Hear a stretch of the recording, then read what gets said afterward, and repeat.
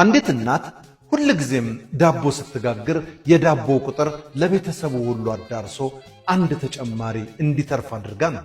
እናም አንዲት ትርፍ ዳቦ በቤታቸው አቅራቢያ የሚያልፍ የተራበ ሰው እንዲወስደው በሚል በዳንቴል ጠቅልላ በር ላይ ታስቀምጠዋለች። አንድ ጀርባው የጎበጠ ሰውም ዘወትር እየሄደ ዳቦውን ወስዶ ይበላ ነበር። ለብዙ ወራት ያቺ ሴት ዳቦ ማስቀመጧን ሰውየም ወስዶ መብላቱን ቀጠሉ። የሚገርመው ነገር ያ ዳቦውን የሚወስደው ሰው አንድም ቀን ምስጋና አቅርቦላት ስለማያውቅ ሴትየዋ ትበሳጭ ጀመረ። ይባስ ብሎ ሰውየው በማመስገን ፋንታ ሁሉም ሰው የእጁን ያገኛል ማለትን ያዘወትር ነበር። ይሄንን ሲል ሴትየዋ ምን አባቱ ለማለት ፈልጎ ነው እያለች መበሳጨቷ አልቀረም። ይሄ ውለታ ቢስ ማመስገን ሲገባው ጭራሽ የእጇን ይስጣት እያለ ያሟርትብኛል፣ ቆይ ልኩም ባላሳየው እያለች ትዝት ጀመረ። በንዴት ስሜት ውስጥ ሆናም በቀጣዩ ቀን ዳቦ ስታስቀምጥ በውስጡ መርዝ ልትነሰንስበት ትወስናለች። እንዳይነጋ የለም ቀጣዩ ማለዳ ሲመጣ የጋገረችው አንደኛው ዳቦ ውስጥ መርዝ አድርጋበት ልታስቀምጥ ስትል እጇ መንቀጥቀጥ ጀመረ። ራሷን እንደምንም ልታደፋፍር ብትታገልም አልቻለችም።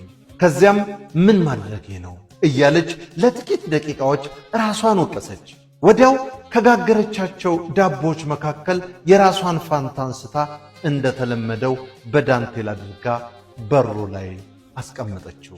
መርዝ ተደርጎበት የነበረውንም ዳቦም ማንም እንዳይደርስበት ብላ ወስዳ ሽንት ቤት ከተተችው። የዚያን ዕለት የገዛ ቁርሷን ለዚያ ተመጽዋች ስላስረከበች ጾሟን መዋል ግድ ሆኖባት ነበር።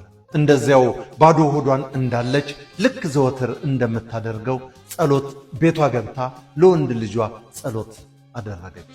ልጇ ወደ ጦር ግንባር ከዘመተ ረጅም ዘመን አስቆጥሯል።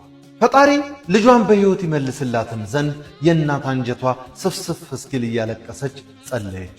የዚያን ዕለት ማታ ግን ያለ ወትሮ የቤቱ በር ተንኳኳ። እሷም ግር እየተሰኘች ሄዳ ስትከፍተው ጦር ሜዳ የሄደው ልጇ በሩ ላይ ቆሟል። ስታየው በጣም ተደሰተች። እልልታዋን አቀለጠችው። ትከሻው ላይ ተጠምጥማ ደስታ እምባ እያነባች አገላብጣ ስትስመው ቆየች። ልጇ በጣም ከስቶ ነበር። የጉንጮ አጥንት ፈጦ ሰውነቱ መንምኖ ሲታይ ምግብ ከቀመሰ ወር ያለፈው ይመስላል። ቤት ገብቶ እራት ከተበላ በኋላ ስላሳለፈው ታሪክ ለእናቱ ተረከላት። በትረካው መሃል እንዲህ አለ። መቼም ተአምር ነው። ወደዚህ ከተማ በእግሬ እየመጣሁ ሳለ መንገድ ላይ አቅም አንሶኝ ወድቄ ነበር። ቦታው ምናልባት ከዚህ 6 እና 7 ኪሎ ሜትር ቢርቅ ነው። አቅሜን ስገምተው እዚህ ቤት የሚያደርሰኝ መስሎኝ ነበር። ነገር ግን ጥቂት ሲቀረኝ ረሃብ አዝለፍልፎ ጣለኝ። እናም ከጦርነት ተርፌ በረሃብ ስለመሞቴ እርግጠኛ ወደ መሆን ደርሼ ስሸጋገር በድንገት አንድ አልፎ ሄጅ ደረሰልኝ። ጀርባው ላይ ጎበጥ ያለ ደግ ሰው ዳቦ ይዞ መጥቶ ሲያበላኝ ነፍሴ መለስ አለችልኝ። ታዲያ ዳቦን ሲሰጠኝ ምን እንዳለኝ ታውቂያለሽ? እናት እንባዋ በጉንጯ ኮለል ብሎ እየፈሰሰ ምን አለህ ልጄ? እኔ ምን አውቃለሁ፣ አንተው ንገረኝ አለች። ልጁም እንዲህ ሲል መለሰ። በየቀኑ አንድ ዳቦ እየበላሁ ነው የምኖረው። አሁን እንደምታየው እጄ ላይ አንድ ዳቦ ነው ያለው። ግድ የለም ለዛሬ እኔ ሳልበላ ልቅር፣ ጦሜን አድራለሁ።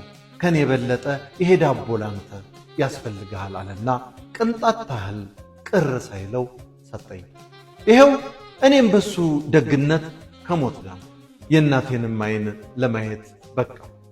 ይሄን ሲናገር እናት እንባዋን ፍጹም መቆጣጠር አቃታት። ያ ሰው ሁሉም የእጁን ያገኛል ሲል የተናገረው አሁን ገባት።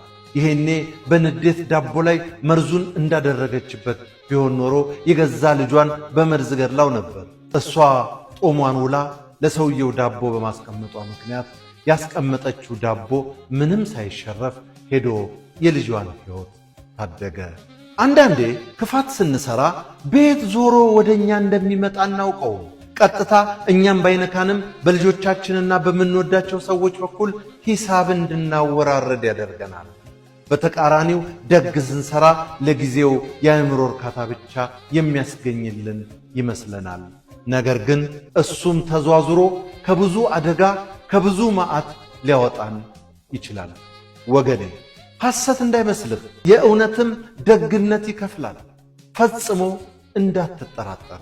ትንሣኤ ዘኢትዮጵያ እንዳዘጋጀችው በለጠ ሸቴ ዘሀገረ ኢትዮጵያ እንዳቀረበው